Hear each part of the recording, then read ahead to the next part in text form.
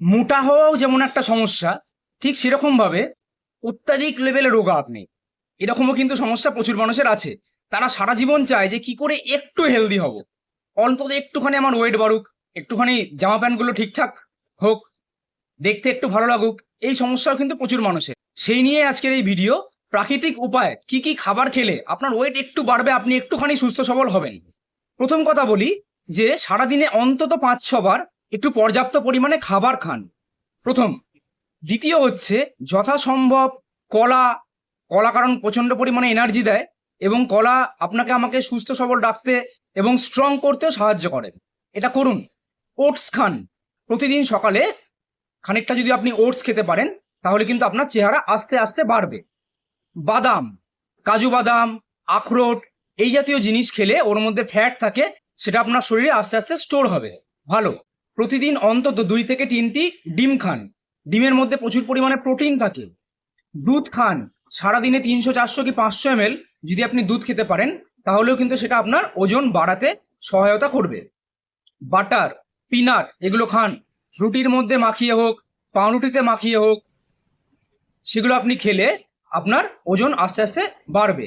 ঘি, মাখন খান, তাহলে উপকার পাবেন।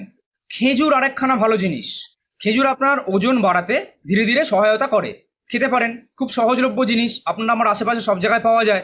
কার্বোহাইড্রেট একটু বেশি পরিমাণে খান, ভাত, রুটি, ছাতু, ছাতুতে আবার 2 ধরনের জিনিসই আছে, কার্বোহাইড্রেটও আছে, প্রোটিনও আছে। ছোলা, পারলে রাত্রিবেলা একটু ছোলা ভিজিয়ে রাখুন, সেটা একটু অঙ্কুরিত হলে খান, সঙ্গে অবশ্যই বাদাম নিতে পারেন। তার সঙ্গে হচ্ছে রাজমা, তারপর কাবলি ছোলা, এই জিনিসগুলো দারুণভাবে কাজ করে। এর সঙ্গে আরেকটা জিনিস ইম্পর্টেন্ট, সেটা হচ্ছে একটু এক্সারসাইজ করুন। জিমে যদি যেতে পারেন তাহলে খুব ভালো বিষয়, যদি নাও পারেন তাহলেও অন্তত কিছু ফ্রি হ্যান্ড এক্সারসাইজ করুন, যাতে আপনার বডিতে ক্যালোরি আরও বেশি মাত্রায় চাহিদা বাড়ে এবং আস্তে আস্তে ফিট হন আপনি। সঙ্গে পর্যাপ্ত পরিমাণ ঘুম, 7 থেকে 8 ঘন্টা ঘুমানোটাও জরুরি। উদ্দেশ্য হচ্ছে যে আউটপুট ক্যালোরির থেকে ইনপুট ক্যালোরি বাড়াতে হবে, তাহলে ধীরে ধীরে ধীরে ধীরে আপনার ওজন বাড়বে। হ্যাঁ, মোটা হওয়াটা কোনো শারীরিক ভালো কথা নয়, কিন্তু স্ট্রং হওয়া, একটা ওজন ঠিকঠাক হওয়া, অর্থাৎ আপনি আন্ডারওয়েট আছেন সেখান থেকে নর্মাল জায়গায় পৌঁছানোটাও জরুরি। তাই এই যেগুলো বললাম সেগুলো অবশ্যই করুন। এরকম ইনফরমেশন আরও বেশি পেতে হলে অবশ্যই পেজটিকে ফলো করে রাখুন, এবং আপনার সমস্ত রোগা বন্ধু বান্ধব আত্মীয় স্বজনকে ভিডিওটি শেয়ার করে দিন। আরও কটা জিনিস বলবো যেগুলো এর সাথে সাথে লক্ষ্য রাখাটা জরুরি। সারাদিনে 3 থেকে 4 লিটার জল খাওয়াটাও কিন্তু খুব জরুরি।